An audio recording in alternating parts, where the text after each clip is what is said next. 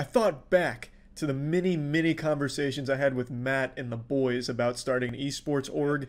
And we'd always talked about it kind of as a joke, but as something we'd really love to do at some point in the future. But would you be interested in repping Moist Esports, if that's what we'd call it? And he said, yeah, absolutely. And thus, Moist Esports was born. Woo! Yeah, baby! That's what I've been waiting for. That's what it's all about. Woo!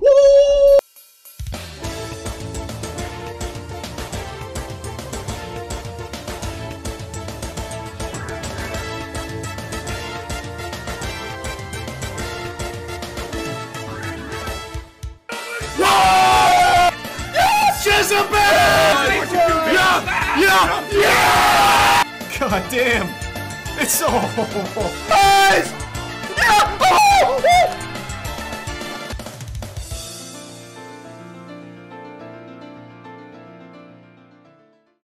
So, as you can tell, I'm making a video on Moist Esports. Since it's going to be their anniversary fairly soon, I wanted to make a video detailing who Moist Esports are, what they do, and some of the things they've accomplished within their year of operations, I guess, and some of the things that I would like to see from them in the future. Well, Moist Esports is an esports organization created by Critical, who is a very funny and well-known YouTuber, and you may have seen him around the internet as he's appeared in a few memes here and there. And he created this organization alongside his friends Matt and Danny. Moist currently compete in a lot of different games, which are Super Smash Bros. Ultimate and Melee, Brawlhalla, Guilty Gear Strive, Rocket League, and Splitgate. As you can see, they appear in a lot more fighting game orientated esports, and their very first appearance was at Smash Ultimate Summit 3, where they picked up Cola. Over the next few months after Critical's step into esports, he started picking up players like Aaron, Goblin, Light in Ultimate, Moki in Smash Bros. Melee, Hotashi in Guilty Gear Strive, and Boomy in Brawlhalla. It wasn't until 2022 when Moist Esports picked up squads in both Rocket League and Splitgate, as well as picking up another Smash Ultimate player in MoistCr. So some of the things I like about Moist Esports is that they do co-streams and there's videos on Critical's channel. If you don't know what co-streams are, they're essentially a way for streamers to watch the official broadcast of an esports tournament alongside the tournament organizer. Dustin Bowerman created a video about this topic recently, sort of detailing the differences between other co-streams compared to Moist Critical's, about how it's more fun and entertaining to watch his streams compared to other esport orgs. Another thing that's quite interesting about Moist Esports is that Critical is an owner who's an influencer, and you see that happen a lot more these days. The difference between other owners and Critical is that some other owners either used to be former pros or were very much associated with their scenes, such as Nadeshot and 100 Thieves with Call of Duty, and Ocelot/Carlos with G2 and League of Legends. The difference between these owners and Critical is that Critical wasn't a former pro player. So to get the buy-in or enter into a new esport, it's going to be a lot more difficult than either being a part of a scene and other young players wanting to play with someone that they looked up to for years before they became a pro. Which Rizzo, who is a former Rocket League pro player, now turned streamer for Moist Esports, could potentially act as that person for them.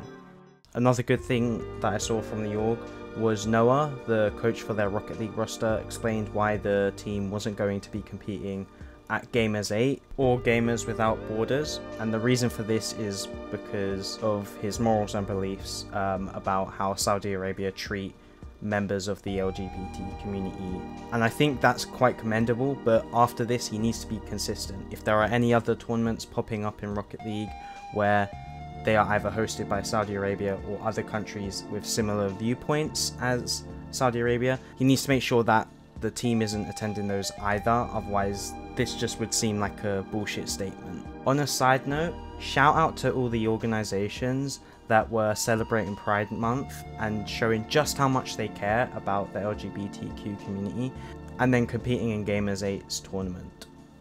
A few other things that I found interesting about Moist Esports is that The prize earnings that the player makes through competing in tournaments is 100% theirs, whereas other esport orgs take a percentage cut, if not most. I don't know if that's changed since Moist Esports started, but that's pretty pog. I think their announcement videos are good. I enjoy their Twitter account. I fuck with the merch collection, although I do hope that they bring back the headbands. They look pretty nice. Other than that, I look forward to seeing what comes from Moist Esports in the future. So, some potential things that I would like to see from Moist Esports personally is a website for their organization.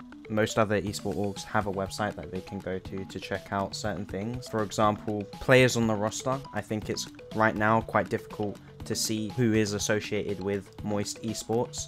The only place you can check right now is either the Twitter account for Moist Esports or Critical's Twitter.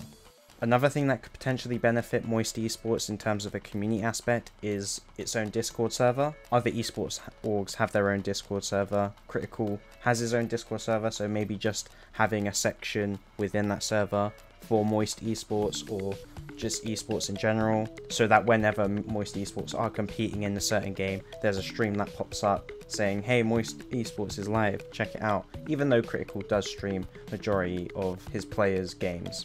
In terms of content for Moist Esports, I think a specific YouTube channel dedicated to the org could potentially help. A lot of orgs, they create forms of content such as behind the scenes with just a cameraman following around the players at the event, short form entertainment with the players, and also maybe even frag movies or montages. Also, this could be the place to put announcement videos out as well.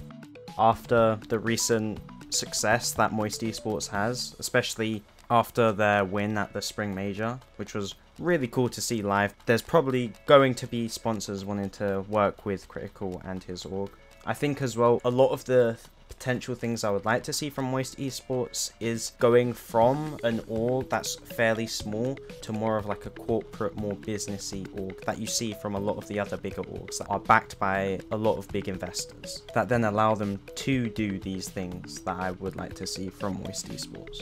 Other than that, I just look forward to future signings and then branching out into other games as well. That's pretty much it for this video. If you enjoyed, make sure to leave a like, a subscribe there as well. But yeah, I will leave you with Charlie dancing. See you whenever.